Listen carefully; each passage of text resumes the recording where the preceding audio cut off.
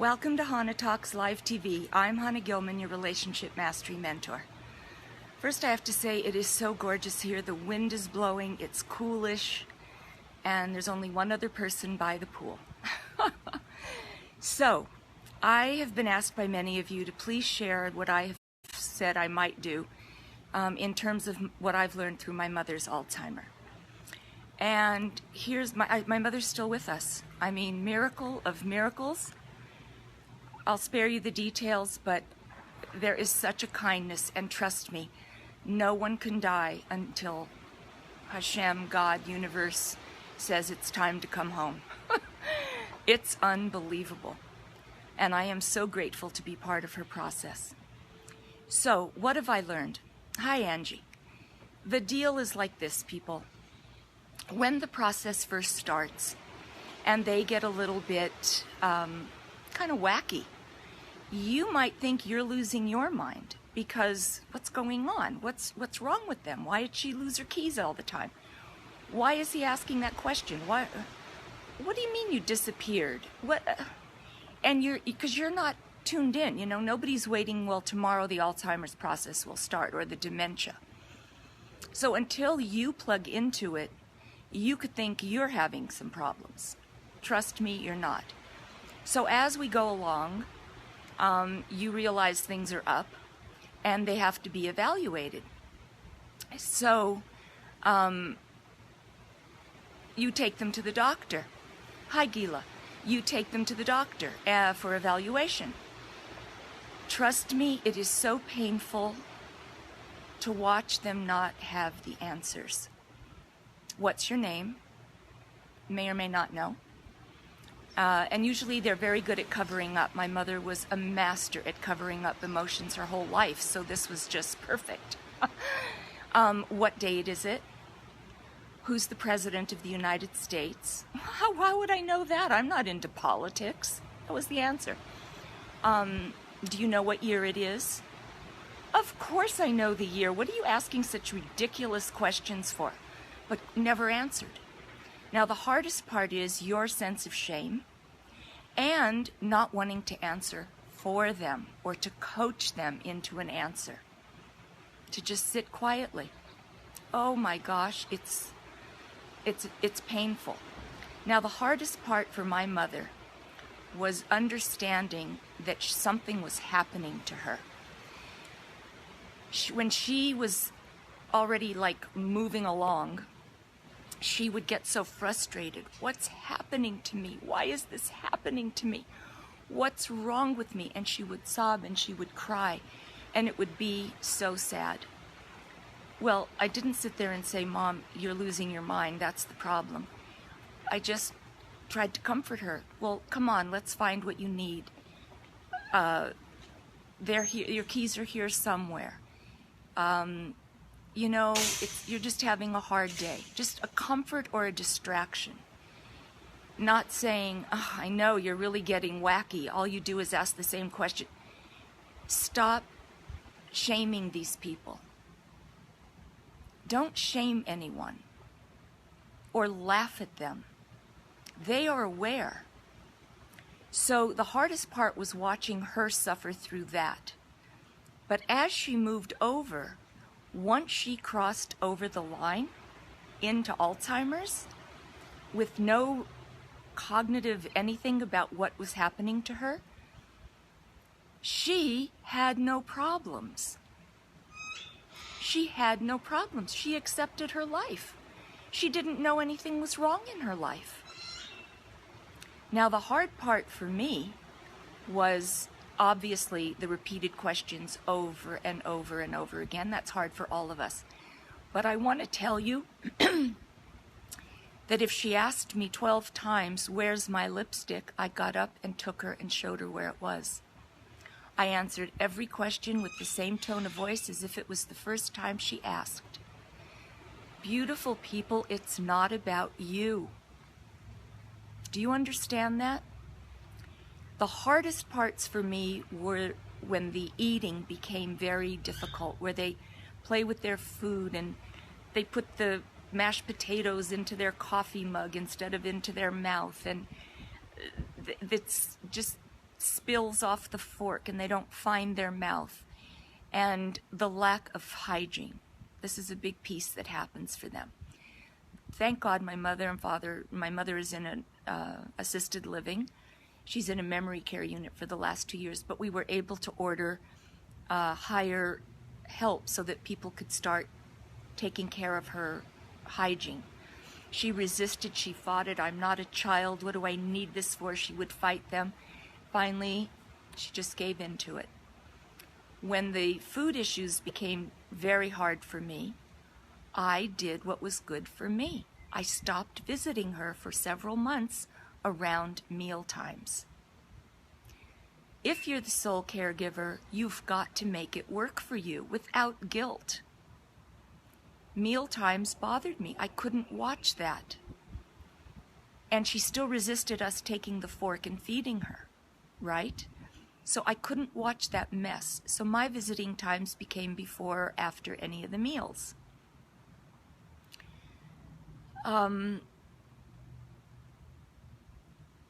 Before I came down here, I had so much to say, and now my mind is kind of a blank. But here's what I want to tell you. This is not about you. You have to understand how connected we are to everybody being the way we think they should be. Well, certainly Alzheimer's patients aren't, dementia patients aren't, mentally ill aren't, teenagers aren't, right? You have to understand and take yourself out of it. This is a process. Now, I believe, sorry if this is a little wooey for a lot of or most of you, but I believe that we often choose the way we're going to go out. And my mother, my entire life, said how she doesn't want to get sick. And by the way, my mother is not sick. She is not on any medication, and she is not suffering from an illness, physical illness. She always said, I don't want to get sick. I don't want to have to cope with illness. I don't want to go through treatments. And I believe that God answered her prayers. My mother is at peace. She is not suffering. She's just fading on her way out. So why is it not hard for me? I think I shared it in another video. Tovahana, hi. I think I shared it in another video that I am not resisting my mother's passing. She's lived a full, good life. And when people tell me, oh, your mother's 91, she's lived a good life, that isn't comforting to me. Because I'm the little girl losing her mommy, no matter what our ages are. And it's never easy. What's comforting is it must be so hard for you, Hana. Yes, my mother's lived a full life, and I am grateful to Hashem for that. And it's time to go. Nobody gets out alive. She's lived longer than most. That I still have a mother at this age is unbelievable. So it's not about you. And don't we make it always about us? And what do I mean by that? In any relationship, let's say a husband, a guy you're dating, the teenager, wouldn't you just love to say, and often you say it but not in these words, if you would only change that, I could be happy. If you would only not do that, I would be a much happier mother, wife, girlfriend. Why can't you just fix that for me? Don't we do that? I used to. Come on, get real. I know you do. And that's what we try to do with people who have no control over anything. Nobody signed up to fix themselves to make us happy. I always tell you that it is about your vibrational energy that gets matched. Wouldn't you rather have a relationship based on the resonance of your vibration versus them being the cause of your vibration? Do you understand that? I want to be in relationships that come to me out of resonating with my vibration, not being the cause of my vibration. I'm high if they're good. If they behave, I'm in a good place. No, I don't want that anymore. That's the highs and lows. That's the ups and downs. That's the, oh gosh, no. And I believe that that aspect has helped me tremendously with my mother and her Alzheimer's. I am in a good, aligned vibrational place. I have no resistance to her passing, and I've had no resistance to her stages of Alzheimer's. Therefore, while yes, it's hard because it's emotional to see a parent revert back to a baby. It's hard to lose a parent or anyone close to us. But it really it hasn't been hard because my emotions don't scare me and I'm in alignment with what's happening and coming. I'm fully present. I sit next to my mother every day. I massage her. I yell in her face. I see so many people come to visit parents in this memory care unit. In fact, one person, he's a guy in his 30s. He's a biker with tattoos all over, wears a kerchief. He and I have become best friends based on our moms. And his mom is my age. It is so sad. And he is such a good son. And he will be greatly rewarded for what he's doing for his mother. He touches me. And I don't even know his name. How do you like that? But we just love seeing each other there. I think it's through the deep understanding of what we're going through. Beautiful women, anything that's an issue in your life, stop running from it, denying it, avoiding it. Lean into it. Own it. Because only then you can come out the other side in a peaceful way. Do I not cry with my mother, laying on her and telling her how much I'll miss her? Of course I do. But what's wrong with that? That's not hard. That's grieving. It's all appropriate. What's inappropriate is how I used to be. Superwoman, I got this. No problem. No. I have such wonderful moments with my mother. Can everybody handle it this way? No, I get that. There are people that can't come, or when they visit less often because it's painful for them. I get that. You have to do what's good for you. But stop using it as the word is hard. Be grateful you have the opportunity for this blessing. Be grateful you have a parent for as long as they're a parent. And I know I'm going to remember so much when I stop. Let me think for a minute.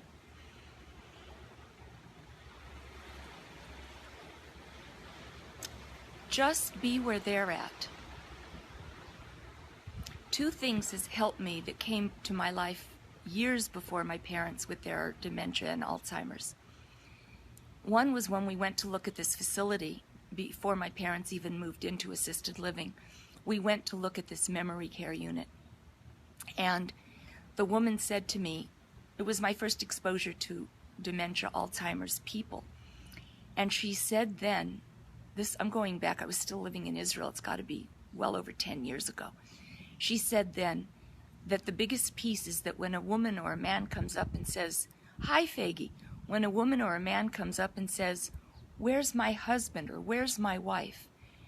don't say to them, "Sarah, Joe died 6 years ago." Stop using your logic to talk to them.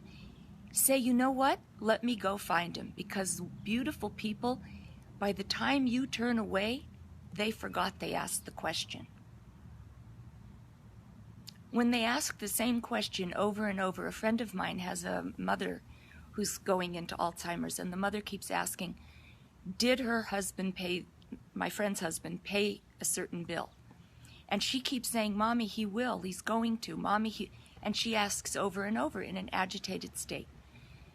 I said to my friend, why can't you just tell her, yes, the bill's been paid? Why not comfort her?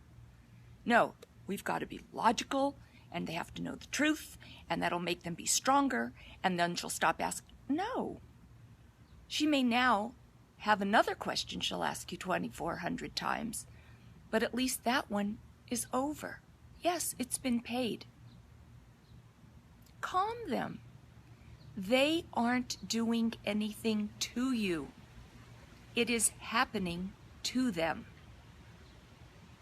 I know that when my mother doesn't know me, she is calm in my presence. Her neshama, her soul, is still there. She recognizes me on a very deep soul level.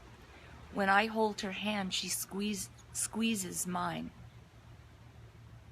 It's not about you. No one has to behave to make you feel better. Why don't you work on feeling better and watch how people behave in a much higher way toward you? The other thing that I read before I moved here, and it's with me constantly with my mother, is I read a story of a man who made a very early dental appointment to have his teeth cleaned, and he kept being nervous in the waiting room. So the receptionist, they knew him very well, he was in his 80s, said, Mr.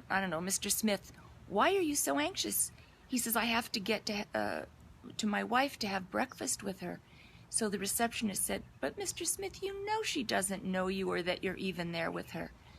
And he looked at her with huge eyes and he said, but I know her, and I know that I'm there with her. My mommy doesn't need to know me. I know it's her. And it's a blessing in my life, and no, it's not hard. It's sad. It's sometimes I can't use the word scary. It's coming. And I'll get through it. I have a lot of support. I have a beautiful community, near and far. And that's it. This is life, people. Embrace life. I think that's the biggest message from my mother's Alzheimer's, is that I'm able to embrace every ounce of her. And the gift is on me, not her. Everyone says you're such a good daughter. But the blessing is mine.